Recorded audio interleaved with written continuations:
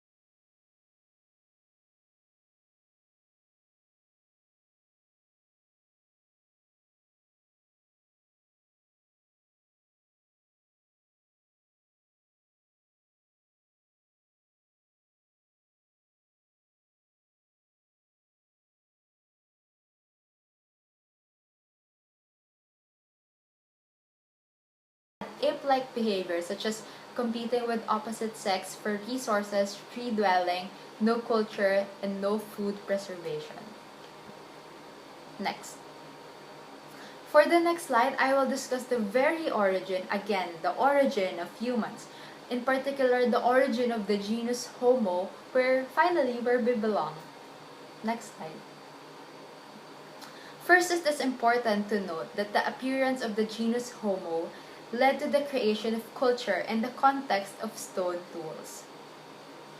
Significantly, this innovation reflects how physical and mental development and diet changes occurred during the course of evolution of the genus Homo.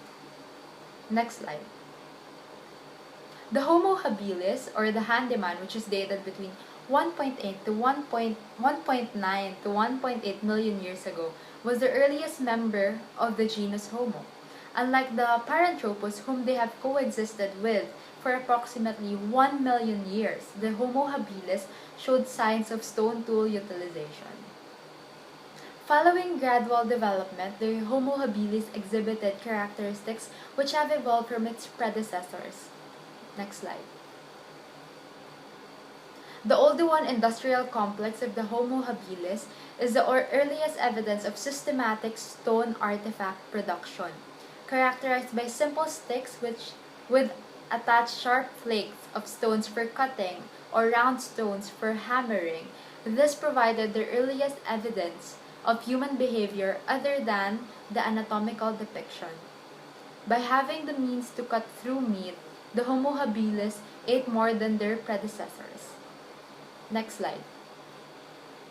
The Homo ergaster emerged about 1.8 to 1.7 million years ago and started to explore Africa. Next slide. Discovered with a relatively large brain case, it is suggested that the Homo ergaster was the first hominid to possess rudimentary language. Unlike its predecessors, the Homo ergaster had smaller back teeth and limbs, indicative that it relied solely on upright walking and its loss of its tree climbing abilities. Significantly, the physical differences between the sexes were also already comparable to modern humans.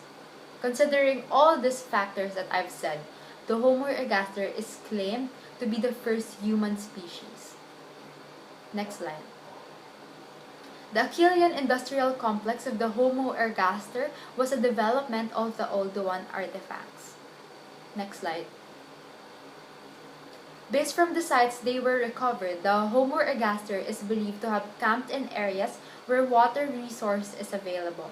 Although no evidence of fire use was present, their sophisticated tools allowed them to exploit more resources in its environment than the predecessors. Next slide. By eradicating the competition for resources as it was manifested in their minimal physical differences, pair bonding may already have been formed as the Homo ergaster began to explore Africa and even beyond. Next slide. Eventually, some of the Homo ergaster successfully ventured beyond Africa and began evolving into the Homo erectus, who was found in northern China. Next slide. So as a summary for this chapter, the earliest members of the genus Homo provided the context on anatomical and cultural change. By comparing them to its predecessor species, the Australopithecines, we get a clue on how the early humans branch away from the common ancestor and successfully thrive and by creating stone tools, developing a rudimentary language, and possibly settling with pair bondings for better survival to explore out of Africa. Next slide. For the third chapter, I will continue on the discussion of the development of the genus Homo and finally introduce the Homo sapiens, our very own species. Next slide. Continuing evolutionary processes in Europe and Asia eventually led to a highly specialized hominid, the Homo neanderthalensis, or also known as a Neanderthal man. Either this Neanderthal man was a hominid that adapted to the Eurasian ice ages, or a hominid that came from Africa about 600,000 years ago. Next slide. Finally, our species, the Homo sapiens, who most probably developed from the Homo ergaster in Africa, emerged and eventually explored, reaching even Australia about 40,000 years ago. Supported by fossils discovered in Zambia, Africa, a nearly complete skull dating 400,000 years ago resembles modern humans without the distinct characteristics of the Neanderthal man. Verified by the numerous remains dated between 430,000 and 40,000 years ago, Africa was already populated by species anatomically comparable to modern humans during the Neanderthal period. Next slide. Already possessing advanced mental capabilities to design and skills to manufacture, the Homo sapiens produced sophisticated tools that allowed them to exploit resources better as they explored more areas of their continent with varying environments. Next slide. Analyzed from the remains recovered in caves and overhung rocks, practices such as hunting, gathering shellfish, and manufacturing effective hunting tools for different animals and fire use were discovered. By developing tools exploiting more of these resources, and settling for a long time in conducive sites, sustained by water and protected by natural dwelling places, the Homo sapiens developed increasing human behavior over time. Next. The most important theory supported by fossil and cultural evidence is that Homo sapiens came from Africa and explored different parts of the world outside the continent. They had increasing human behavior by developing tools, exploiting more of their resources, and settled for a long time in a conducive site sustained by water and protected by natural dwelling places.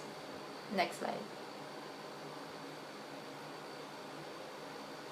So for the fourth chapter, I will discuss how Homo sapiens adapted to its environment and eventually survived through their innovations. Next slide. By 50,000 to 40,000 years ago, Africa was already populated by modern people that the archaeological evidence became more important in knowing the behavior of early humans. Based from the remains of raw materials and food, this species exploited its environment aggressively. Next slide. Characterized by the insistent advancement of the Homo sapiens, stone tools gradually became more sophisticated and compact, hence allowing it to be brought along explorations. Also because of its durability, bones were started to be used as a raw material for tools. Recovered fish hooks made of bones dated 10,000 years ago, for instance, indicated the expansion of the diet of the early humans as they began to exploit food from bodies of water. Next slide. Other innovations also emerged as species continued voyage, in particular because hunting resources became faster than being consumed. The emergence of pottery supported the need for food storages. However, since pottery is not suitable to be transported in a nomadic lifestyle, the start of a semi-sedentary lifestyle emerged. Next slide. These are other innovations which shaped the culture of the early Homo sapiens. So for the fifth chapter, we will learn about the role of hunters, gatherers, and farmers on the development of Southern African art. Hunter-gatherers, together with the early farmers, were responsible for Africa's fine arts. They are the reason for the large number of paintings and engravings on rock surfaces in many parts of the continent. Next slide, please. Rock engravings are more difficult to date, which is why their relative age is determined by the order in which they are painted on top of one another. The exact purpose of Saharan art cannot be determined as well due to the lack of information passed down from the native people. Next slide, please. This impressive number of paintings and engravings were believed to be produced by the Khoisan-speaking people or the San people. To be able to understand their art, one must first understand their community. The San people settled in the Kalahari Desert until the modern times. Unfortunately, their relatives who practiced rock art were killed by European colonizers, which caused the art of engraving and painting to cease. The good news is, before their death, they were able to explain to scholars how their lifestyles were reflected into their art. According to them, artists belong to a small group usually consisting of 25 members. Regarding their political structure, they did not have a chief, but they exploited several areas for resources. They also hunted various animals using bows and arrows, while plant food were obtained through digging sticks. Whenever these people have conflicts on food resource, they seek the knowledge of shamans who believe were able to communicate with the spiritual world. Next slide, please. To summarize the fifth chapter, there are still concerns regarding the current interpretation of African art. We cannot confidently say that their beliefs were indeed reflected in their art. Nevertheless, they were successful in demonstrating ancient means of communication even without the use of any writing systems. For Chapter 6, we will talk more about the Sahara and the impressive artworks found in there. Next slide, please. As we all know, The Saharan Desert is one of the most isolated part of the world, which is rich in archaeological evidences ranging from burial sites to thousands of paintings and rock engravings. Next slide, please. Illustrations of artworks were usually animals and scenes of people's everyday lives. Next slide, please. Take note that the Sahara consists of many Saharas, which means that it includes a wide range of environment. Settlement patterns are widely distributed in random places, which is why it is impossible to generate a generalized conclusion about it. Archaeologists try to date them based on similarities in physical characteristics. Next slide, please. Rock paintings were divided into 4 eras. The first one is the Bupalin phase, where they illustrated pictures of bulls. The second is the Roundhead phase and was later on replaced by the horse phase. Lastly is the camel phase, which was said to be drawn by artists up until the recent times. Next slide, please. Moving on, we will be discussing about the early food developments in North and West Africa. Next slide, please. Farming was considered as an economic revolution that started 11,000 years ago when the long dry period in the Saharan Desert finally ended. The cooler and moister conditions paved way for the cultivation of crops and pastoralism. The first farmers, which were stone-using hunter-gatherers, were able to expand in nearby regions and eventually diffuse to different parts of the world. Next slide, please. It consisted of 2 forms: pastoralism, or the herding of domesticated animals, and cultivation, or domestication of plants and crops. As I have mentioned before, environmental conditions played an essential role in this shift. Farmers were able to adapt other survival strategies such as hunting wild cattle and collecting wild grass seeds for resources. Next slide, please. Evidences of cattle domestication in northern Chad suggest that cattle domestication began in Africa, although many archaeologists say otherwise. It was mitochondrial DNA evidence that revealed that Sahara was one of the pioneers of pastoralism. Next slide, please. Saharan people also adopted wild sheep and goats from Southwest Asia 7,000 years ago, especially since they can survive harsh dry conditions. Next slide, please. In ancient Egypt, pastoralism and cultivation were also practiced. Wheat and barley believed to have been diffused from the lower Nile Valley of Egypt, while domestication of animals also started at the same time. Next slide, please. Archaeological evidences suggest that this African cereal may have already been cultivated much earlier, since samples found in South Africa dates back as early as 4,500 years ago. Next slide, please. It was the tsetse fly who hindered development of pastoralism by spreading diseases on livestock and sleeping sickness among people, which is why they gave more importance on plant food instead. Next slide. To summarize, pastoralism developed first as an outcome of hunter-gatherer survival techniques. However, the tsetse fly prevented its expansion in the south of northern Tanzania. Pearl millet, on the other hand, was the first of the crops to be cultivated. Next slide. It is also remarkable to note that Africa's first farmers had only stone tools that contributed to the most important human change in subsistence patterns. For Chapter 8, let's discuss the adaptation in Northeast and East Africa. Next slide. East Africa had a diverse range of environmental conditions that affected the domestication of crops and livestock. Next slide. Illustration of herds and cattle were the earliest evidences of early pastoral activities. Next slide. Remains discovered from various sites depict that domesticated animals were already present 3,000 years ago. Cats, donkeys, sheep, chicken, and horses may have possibly domesticated by that time as well. Next slide. Limited botanical and linguistic research suggests that a high antiquity of food production in Ethiopia, herding of domesticated animals, and cereal cultivation may have started as early as 6,000 to 7,000 years ago. Next slide. Apart from sheep domestication, goats and cattle, fishing also remained important in northern Kenya. People relied on mobile pastoralism with little interest on cultivation.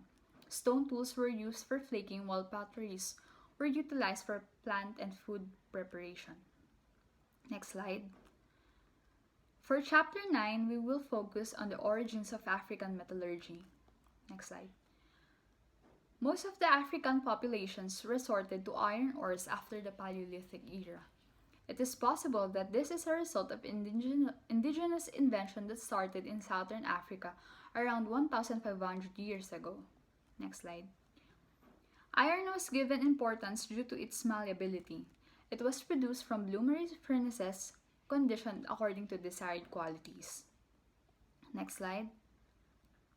It was initially thought that metallurgy was introduced outside Africa, but the idea was eventually abandoned when iron furnaces were excavated at Taruga, Nigeria. Next slide. They also studied another source, which is Tunisia, but based from the collected data, diffusion seems unlikely. Next slide. Dating evidences of early iron working practices show that metal objects deteriorate easily in most tropical soils. Furthermore, it strongly suggests that it was already established in Africa through indigenous innovation rather than a result of an outside influence. Next slide, please. Claims have been made of possible independent invention in Africa and that the materials were produced from furnaces rather than blooms, but it was criticized on technical grounds. Next slide. In summary, even though its origins remain uncertain, it is without a doubt that it provided early African people with technological advantage, economic, and ritual power. So a lot of different factors led to the survival of the ancient Egyptians. There was the presence of the Nile River, their agricultural resources, the centralized rule of pharaohs, and the help of the government officials, the role of religion in their lives, and the maintenance of social order in the area.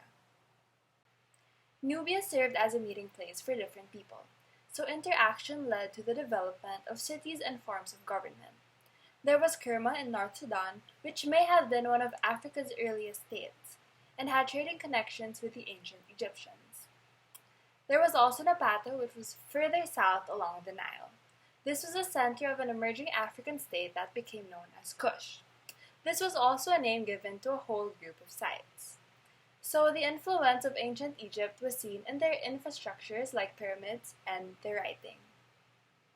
So earlier we mentioned Kush, whose capital transferred from Napata to Meroe. So this was a city that no longer did things the Egyptian way. The king and his queen were both powerful, and Meroitic writing was both autocratic and divine. Nubia was known as the corridor to Africa, and trade was the main source of wealth, especially for rulers and their supporters. Other important groups emerged in Nubia, and as Christianity penetrated the area, several Christian states emerged as well. But then, as time passed by, Islam then replaced Christianity as more Arabs moved into the area. Axum was the capital of a powerful state, and it was also one of the first few states in the world to adopt Christianity. It flourished for around 500 years and then started to decline since then. It was an agriculturally productive land that also had a stratified society. So Axum's role as a supplier may have contributed to the decline of Meroe, as trade moved away from the Nile Valley to the Red Sea, and this resulted into two things: the reduction in agricultural productivity and Islamic control over the Red Sea trade, which cut off Christian Axum's access to its most important markets. One issue that is still being talked about until today would be the idea of church and state, which apparently has existed since then. The alliance of church and state ensured the survival of Ethiopia. Christian rulers lived a semi-nomadic life. They were staying in moving capitals, which were tent cities. The Imrahana Christos Church in the Lasta district was built inside a cave. And then, caves were often adapted as churches. Archaeologically speaking, churches provided information about the societies that made them, and preserved material culture and traditions as well.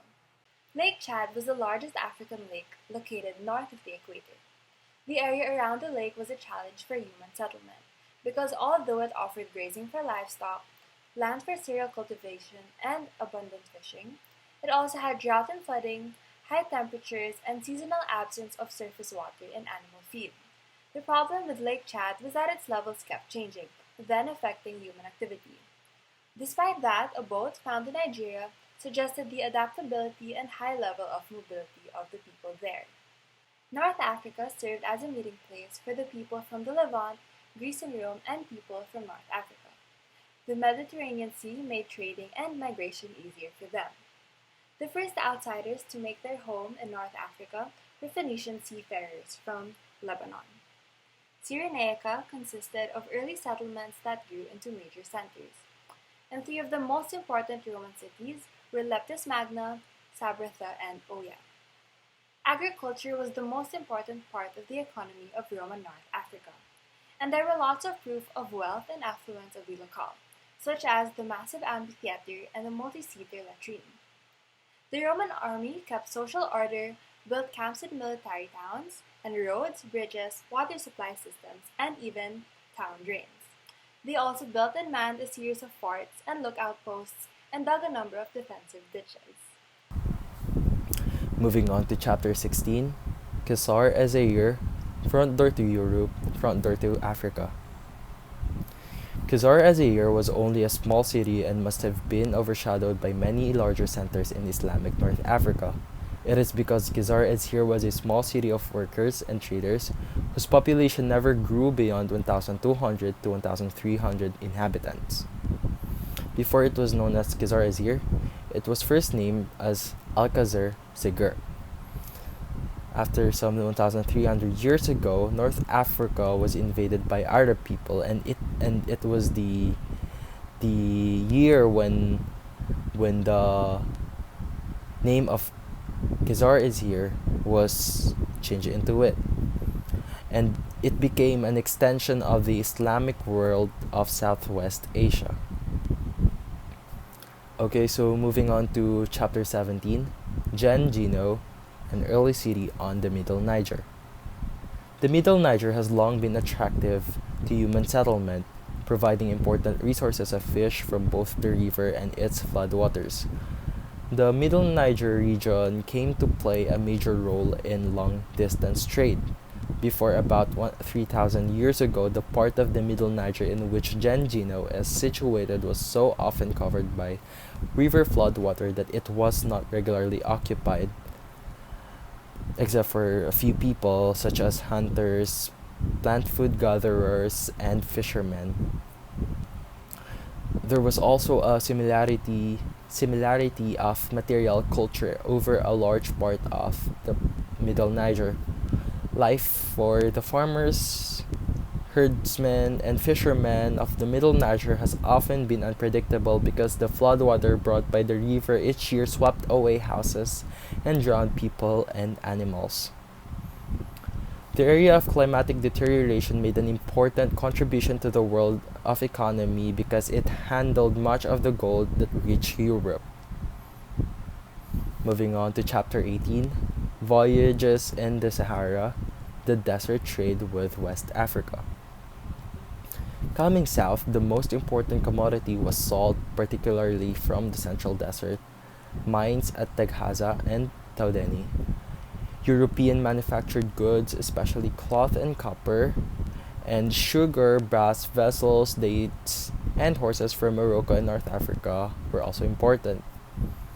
This and the fact that trade goods from the Sahara did reach some of the Roman cities of North Africa. The single camel that was used in North Africa is thought to have been domesticated in deserts of southern Arabia. This situation changed with the arrival of This situation changed with the arrival in North Africa of Arab people, many of whom came from a desert background and understood the value of the camel.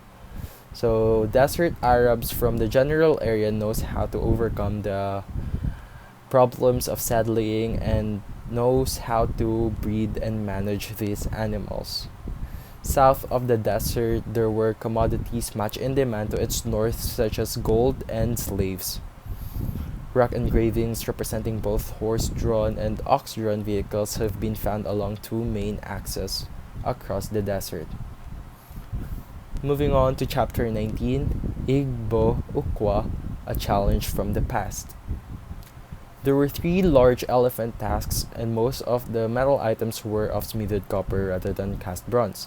Some examples are crown, fan holder, plate to be worn on the chest, two circles of spiral bosses, numerous anklets, and beaded armlets. It was possible to see in the deposits that it had consisted of a collection of bronze, copper, and iron objects together with pots and over 63,000 glass and stone beads. Other bronze items present in the cultural material were bowls shaped like calabashes, open workstand, ornaments for staffs, a belt made up of separate pieces, imitation of large marine shells, small representations of animal and human heads, and various other things. Ivory was suggested as the most likely commodity, but this would have been available to Sahara and Savannah traders without going so far to the south. Haueftea was a second side which represented the burial of an important individual who had been seated on a stool, wearing and accompanied by ceremonial regalia. I'm going to discuss the chapter 20 Ancestral Faces Ancient Sculpture in Nigeria.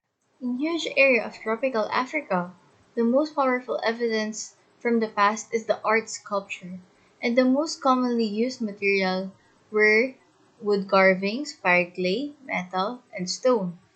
And among these four, wood carvings were the most produced material, but due to climatic changes, the surviving examples were only a century or two old, compared to the other three that survived much longer. So the reason why these works of art were considered to be the most powerful evidence in the past is because it could be a potential source of information on matters such as religion, politics, society, economy, and technology. In order to realize this potential, the archaeological context of an art must be examined. And these are the few examples of work of art that shows archaeological context. Knock sculptures, Ife sculptures, carved stones across river area. Samundukia and Teruga were the two sites where Nok sculpture was found in its original position. But actually before that, the first Nok sculpture was found in the village of Nok where it was named after. But because it was only discovered accidentally during a random mining, its potential could not be known. And eventually these two sites were found, Samundukia and Taruga. Through radiocarbon dating, it was revealed that Nok sculptures belong to a period between about 2,500 and 2,000 years ago, which makes them one of the oldest in tropical Africa. It was also discovered that Nok terracotta makers were iron-using farmers, and it was suggested that the artwork was made for the fertility of the land. However, it represents a style rather than being a diagnostic feature of a particular human group. And as you can see in the picture, it is a sculpture of human heads and figures of humans and also animals.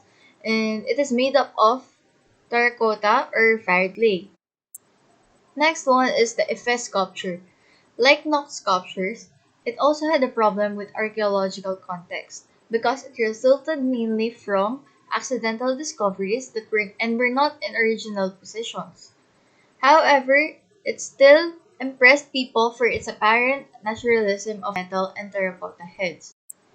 And eventually, the answers to the questions about if a sculpture was found, like who made it, for whom did they make it, what was its purpose, and when was it made.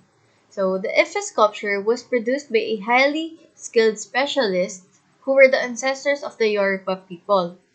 Some were making in clay, and others were modeling in wax and casting in brass or copper. And they made it for the patrons who were also their source of economic support. Its purpose was to resemble the deceased and carried at second burial ceremonies, which happened because the the body of the dead is buried soon after they die. And according to radiocarbon dates, it dates variously to be between about 1,000 and 500 years ago. The last example is the carved stones in the Cross River area. Its size is said to be varying from less than zero point 0.5 to almost 2 meters high, and it also weighing nearly 400 kilograms. And as you can see in the picture, it is a natural boulder carved with human features and other details. Carved stones in the Cross River area have striking and fearsome images that represent deities or ancestors, and it has also been assumed that they have been carved by the predecessors of the Equi people. And radiocarbon dating tells that it existed during the last 500 years. However, up until now, its relevance and purpose is still unclear. So, those are just a few examples of literal faces from the past, and their stories still remain untold. The next chapter is about the Benin City from forest power to world fame. Benin City in southern Nigeria is famous throughout the world due to Benin art, which have become scattered through museums and art galleries. So Benin art has a distinct style, and it consists of brass castings, ivory objects, carved wood, wrought iron, and other various materials. More important than the art itself is the development that it represents. Here are more information about Benin City. It is situated in the Nigerian rainforest, which is an unlikely place for a city to flourish. Yet it developed about 1,000 years ago due to its numerous resources. And it was also discovered that farming was highly productive in this area. And although there were various other crops grown, yams and oil palms were particularly the main sources of food. And aside from that, domesticated animals had also become a source of food when they developed resistance to a disease caused by the tsetse flies. And aside from fruit and animals, other useful resources are found in this area, like wood for building canoe making and carving, plants for medicines, clay for pot making, and ivory for carving or trading. About 5 centuries ago, the Benin city was ruled by a king known as the Oba of Benin. He led the success of the city and eventually built an empire. And because it was such a successful empire, many countries wanted to colonize it. So what they did was they constructed walls which was estimated to have a length of about 16,000 kilometers. But unfortunately, in the end, it was still colonized by Britain and became part of the British Empire. The next chapter is about pots and people, the early farmers south of the equator. One of the difficult tasks of archaeologists is using physical evidence to tell a human story. And one notable example of this is the investigation of farming societies in Africa, for which bulk of evidence consists of pottery. Archaeologists investigated variations in shape and decorations of pots which revealed about the people who made and used them.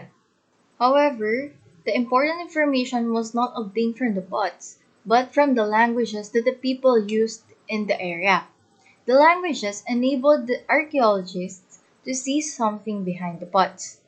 Bantu is a group of similar languages which showed the spread of farming societies to the southeast and south into central and southern Africa, and this development is called the Bantu expansion. Through studying various types of pottery and radiocarbon method, groups of people who introduced metallurgy and farming to Africa were identified. Some of these were Uruwe and Kwale. Uruwe is the oldest of the groups. Kwale is another group of people that were discovered a little under 2,000 years ago. This archaeological evidence supported the claims of the linguistic evidence.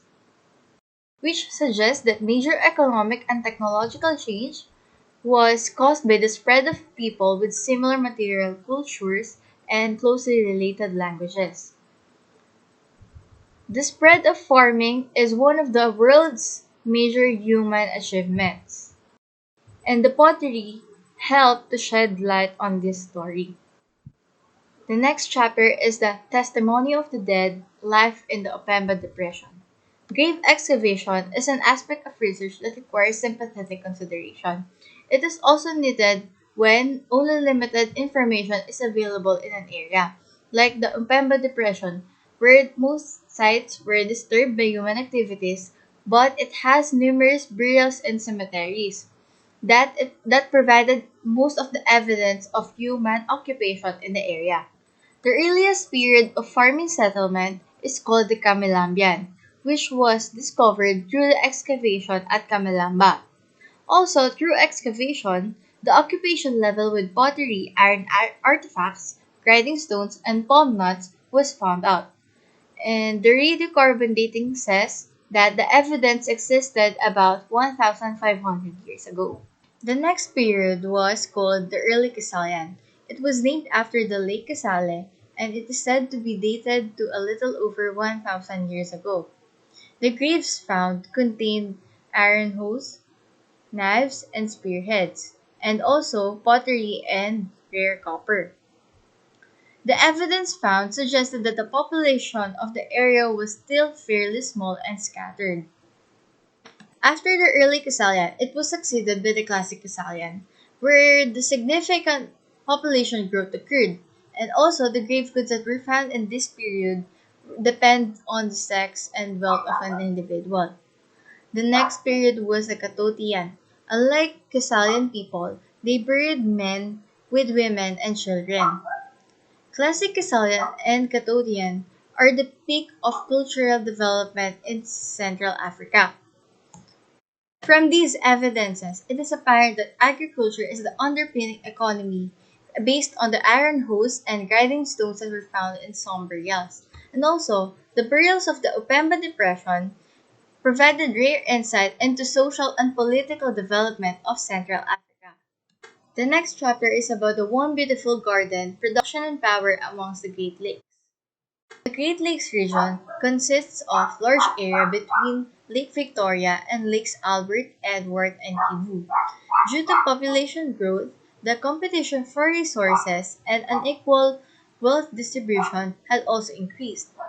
But also, with moderate climate in many areas, it has enabled the cultivation of crops, land and aquatic animals to contribute significantly to human subsistence. Intusi is one of the grasslands in southern Uganda, where most valuable archaeological evidence is found. From excavations, large quantities of broken pottery, animal bones, numerous grindstones, curved iron knives, burnt grain, and storage pits were found. From that, it was assumed that the occupants had been both herding cattle and cultivating sorghum. From that settlement pattern, it indicates that Entusi was only a chiefdom and had not developed into a centralized state. Eventually, things were changing, and the evidence of this comes from the huge site of Bigo, which is only a few kilometers away from the Entusi.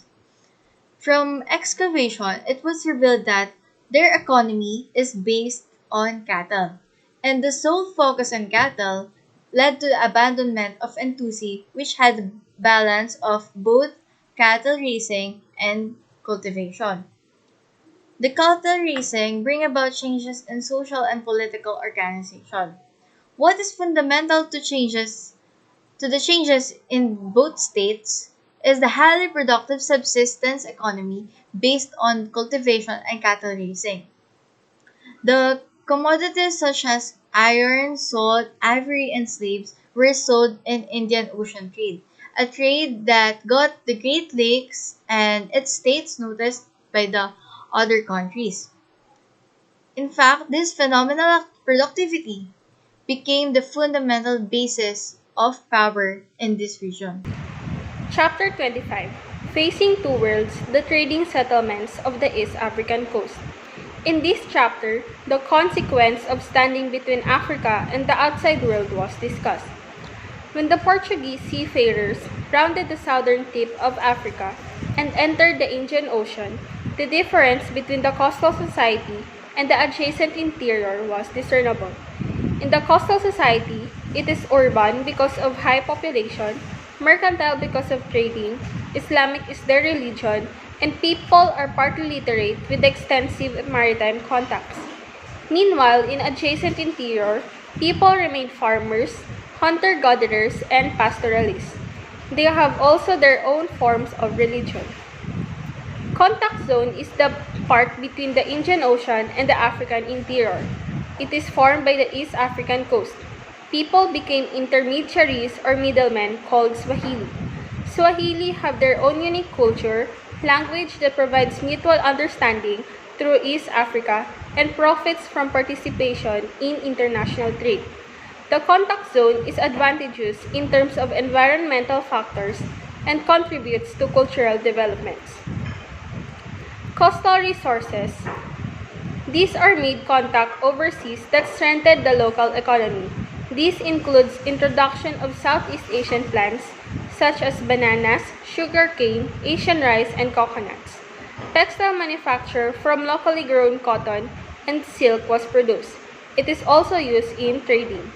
Bead manufacture from marine shells, fresh water in wells in settlements close to the sea. However, it is because of the African interior or African exotica that the mercantile became successful and coastal settlements prospered. African exotica includes rhinoceros horn, tortoise shell, rock crystal, and these are highly marketable in Asia and Europe. Oldest archaeological evidence for international trade. This includes ceramics, 4 Roman glass beads, and 2 fragments of Roman pottery. This indicates that small coastal settlements were participating in overseas trade.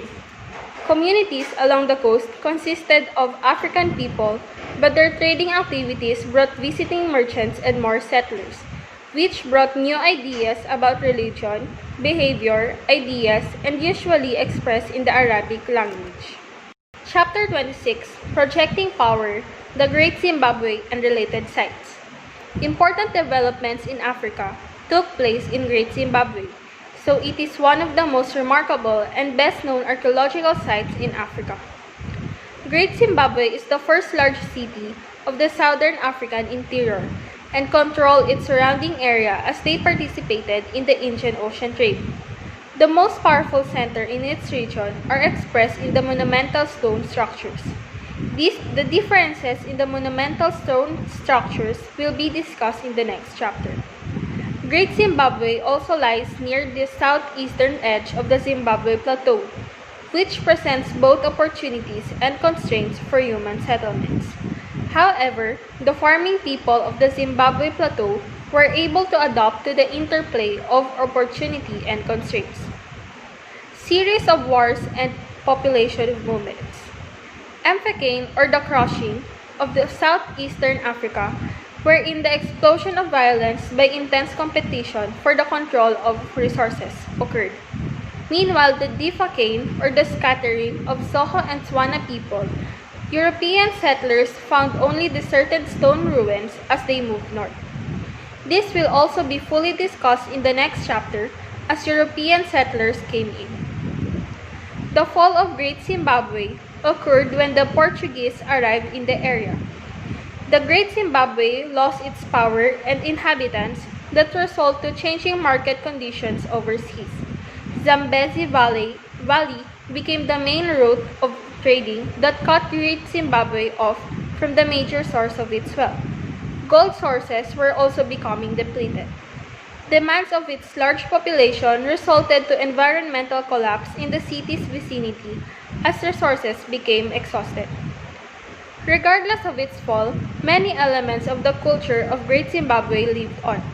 Monumental stone structures, in the form of highly decorated revetments, and stone building tradition, continued in different states in Africa. Chapter 27, Deserted Settlements, later farmers in southern Africa.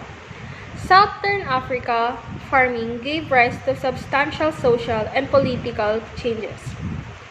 Veld in South Africa. These are temperate grassland and open country which has a relatively cool and healthy climate and good grazing country for livestock. Both rainfall and soil are generally suitable for cultivation. Settlements built extensive dry stone enclosure walls. Early farmers had little interest in the high grassland, and this increased in the importance of cattle in their economy that led to substantial settlements. Stone-walled settlements are built by Soto-Tswana languages and have three types. First type is the type N. Cluster of settlement units with layouts. It had a central ring of circular livestock enclosures, dome-like structures, sometimes with paved floors. Second type is the type V, located in areas with the best arable and grazing land, made up of circular enclosures to form one large enclosure. Different sizes of individual settlements reflect differences in power. Settlements were closer together, indicating an increase in population. The end of type V was sudden and violent, with valuable iron tools and weapons abandoned at the site. Last type is the type Z, compact group of circular enclosures for livestock at the center, had thatched conical roofs supported by a ring of poles. The differences in layout amongst the stone ruins of the High Veld reflects differences in its past populations. The internal arrangement of the settlement unit shed light on the structure of its inhabitants as well as on their daily activities. However, series of wars and population movements affected southeastern Africa. Mfecane, or the crushing of southeastern Africa, wherein the explosion of violence by intense competition for the control of resources occurred. Defecane, or the scattering of Soho and Tswana people, wherein European settlers found only deserted stone ruins as they moved north. Chapter 28. Outsiders on the Inset. The impact of European expansion. Western and southern coast and most of the interior, substantial external contacts, developed as European ventures further. European expansion changed many aspects of the African people's cultures. Europeans came to explore and trade. They established trading posts armed as a defense against attack and to protect their commercial interests. Castle of Elmina in Ghana, built by Portuguese before the first voyage of Columbus to the Americas. It is one of Africa's most impressive historic buildings. Fort Jesus in Mombasa, built by Portuguese to protect their commercial activities. Trade led to settlement that controls commercial activities and involves people of mixed European and African descent. The growing European presence in Africa led to conflict between Europeans from different countries. Archaeological evidence relating to military matters. Europeans brought the Christian religion to large parts of Africa. Inscriptions are the reminder of the European experience in Africa and Africans' experience of Europeans. There are also economic and technological consequences of European activity in Africa. These are the change in subsistence economies of African people, introduction of firearms altered the character of war in Africa, and adoption of European building techniques and development methods.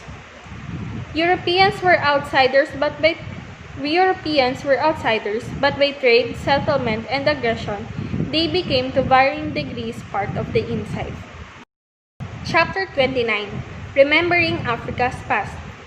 Cultural heritage is a vital part of people's identity. Africa made major contributions to the development of agriculture and to a variety of subsequent cultural transformations. Africanist historians and archaeologists have the common task of illuminating the human past in the continent, but they have different scholarly traditions. Work of earlier archaeologists is piecing together of Africa's prehistory through a European concept. The character of African prehistory justified its separation from African history. The increasing dependence of archaeological research on the natural and physical sciences, and this improved ability to date archaeological evidences and the greater understanding of the relationship between material cultures and the societies that produced them.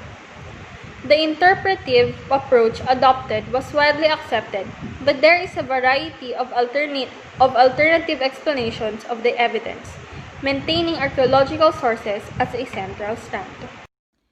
That sums up our group report. Thank you for listening and have a good day.